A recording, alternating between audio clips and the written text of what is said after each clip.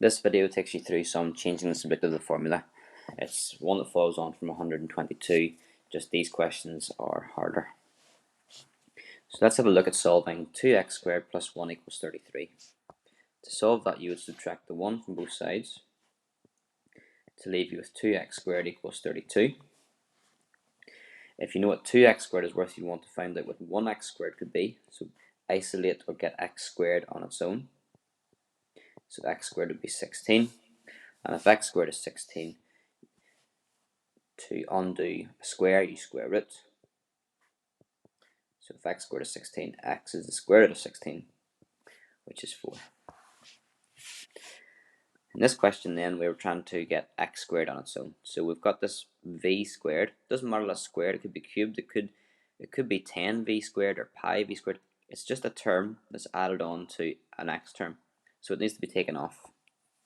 So take off the v squared. Ux squared equals w minus v squared.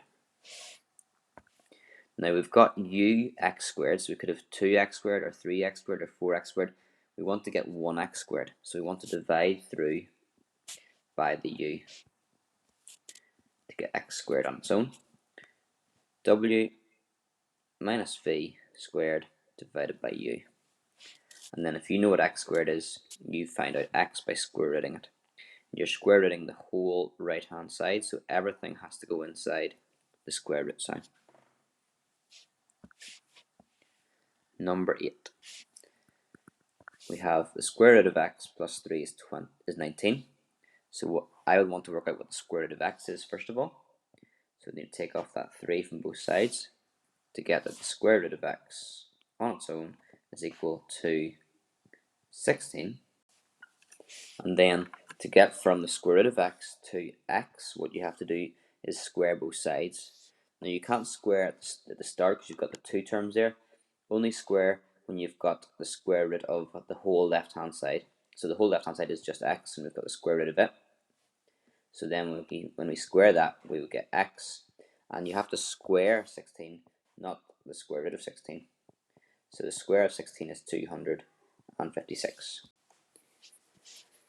In algebra then, for rearranging to make x a subject, we want to get rid of this y. It's not inside the square root sign, so we can just take it off both sides. So the square root of x would be equal to z minus the y, just like we did 19 minus 3 to get 16 here. Because the whole left hand side is square rooted, we can square root the left hand side to get x, and then we've got to square root the right hand side. Now the right hand side is z minus y. All of the right hand side will have to be squared, so we write it as that. Number 9. We have the square root. Well, we've got 10 times the square root of x plus 1 equals 50. If you know that 10 of the square root is 50, I would work out what 1 of the square root would be. Get rid of that 10 to begin with, and divide both sides by 10. So the square root of x plus 1 is equal to 5. Now, all of the left hand side is square rooted. The 1 is inside the square root, so you can't add 1 to both sides because it isn't just 1 on its own, it's the square root of x plus 1.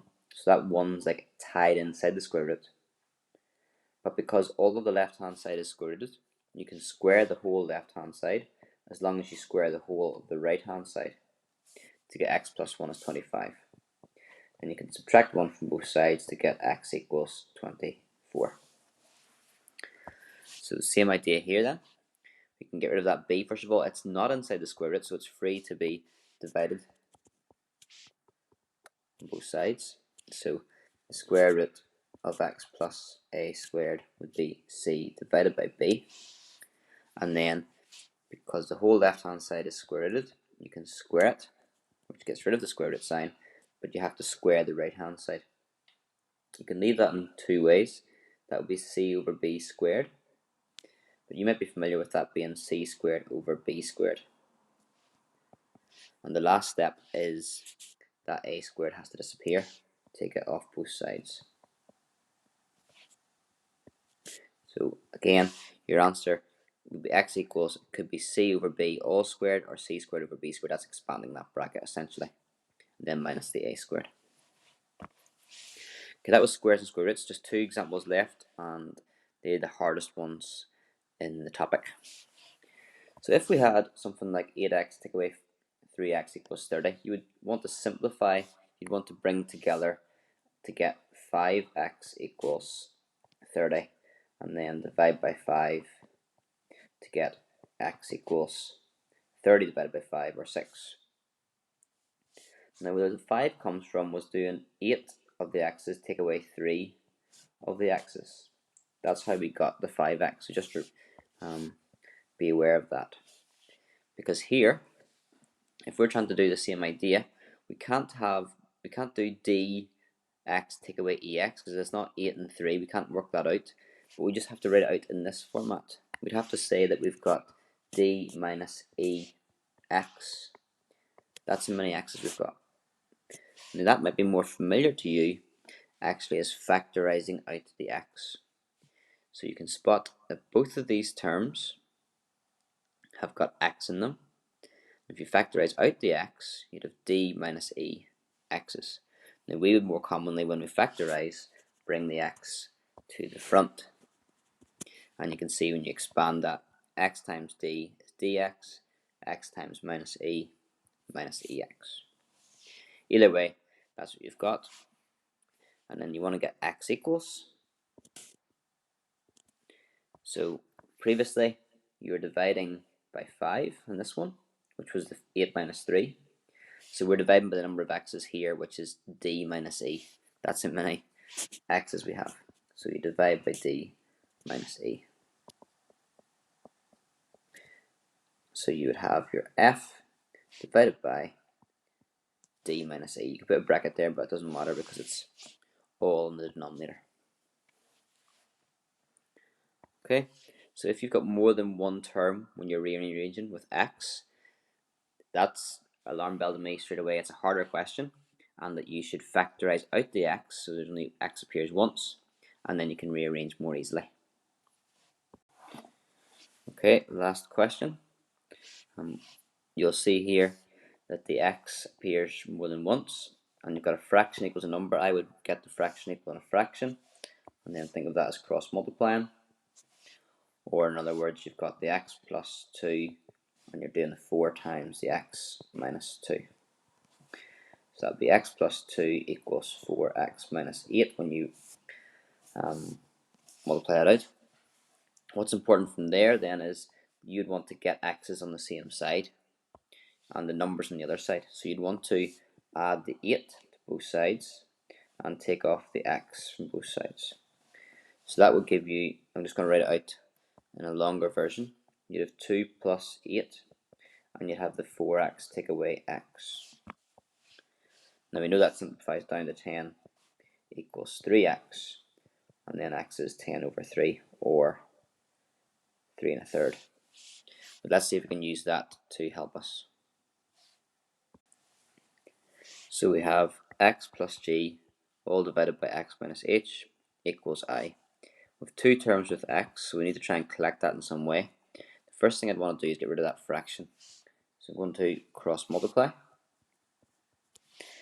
X plus g times 1 would simply be x plus g, and then we've got I multiplied by x minus h. If we expand that bracket out, we would get ix minus ih. Then we're going to stub these 2 terms with x, so we want to collect the like terms. We're going to bring the x to the right hand side. I'm going to take it off, and I'm going to get rid of this one here with the x, because the x is going to be in the right, so we want to get rid of that one. So I'm going to add on ih. So take off x and add on ih. I am doing 2 steps in one go, but I think I'll manage. So what would we have on the left hand side? We'd have a g and an ih, and on the right hand side we'd have an ix minus an x. So the ih disappears from there, and the x disappears from there. So now we've got x's on the right hand side, and we factorize out the x. We've got I minus 1 x's. On the left hand side we've got g plus ih. So to finish off, we divide the number of x's that we have, which in this case is I minus 1. So that's g plus ih divided by I minus 1.